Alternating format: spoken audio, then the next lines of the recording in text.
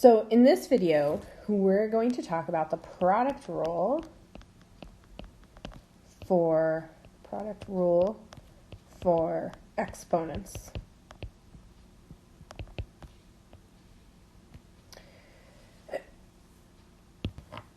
And what I mean by the product rule for exponents is if you are, say, multiplying something like x to the fifth times x to the third.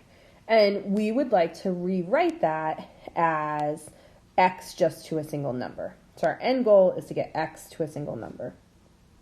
So if we think about this, if I think about this first part here, x to the fifth, right? So we talked in our last couple of videos about what x to the fifth means. So x to the fifth means x times x times x times x times x 5 times. And x to the third, that would mean x times x times x 3 times. And then we know how to write this.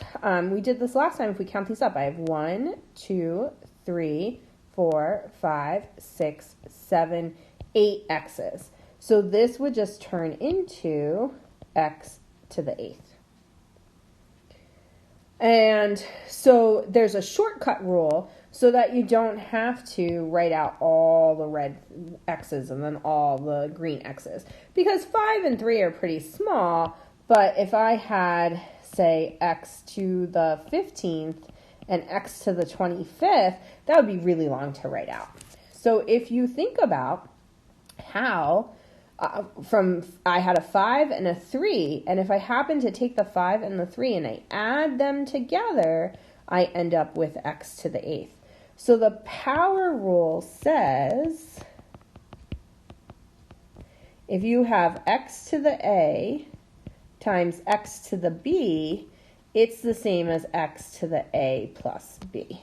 So remember, exponentiation is just fast multiplication.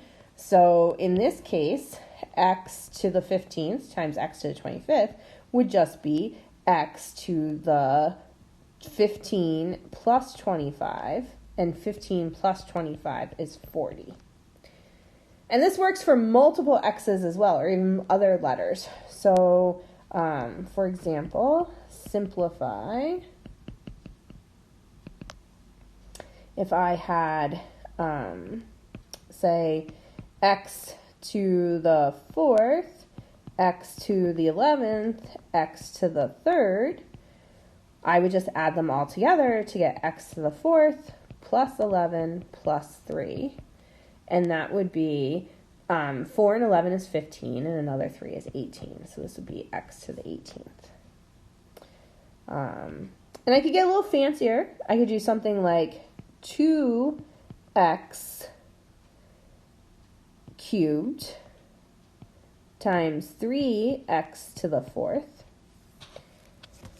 So if I rewrote this, right, since everything is being multiplied, I can kind of rearrange the way things are written. So I could write this as 2 times 3 times x to the 3rd times x to the 4th. So the 2 times the 3 would be 6, and then we would have x to the 3 plus 4, so 6x to the 7th. And we can do even fancier looking things, like maybe something that looks like this, say negative x to the 6th times negative 7x to the, say, 5th. And the thing to remember here is that, remember, if I have a negative x here, it's really saying I have negative 1x. So this is really saying negative 1 times negative 7, x to the 6th, x to the 5th. So negative 1 times 7 is a positive 7. This will be x to the 6th plus 5, so 7x to the 11th. And that's pretty much all that the power rule says to do. So the power rule is pretty helpful. It's the first of 3 rules that we're going to go over.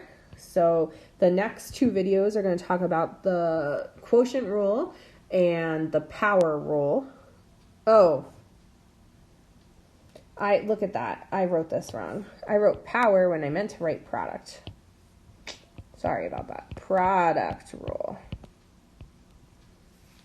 So the next couple of videos, the next video we're going to talk about the quotient rule, and then we'll talk about the power rule. But we're talking about the product rule because stuff is being multiplied.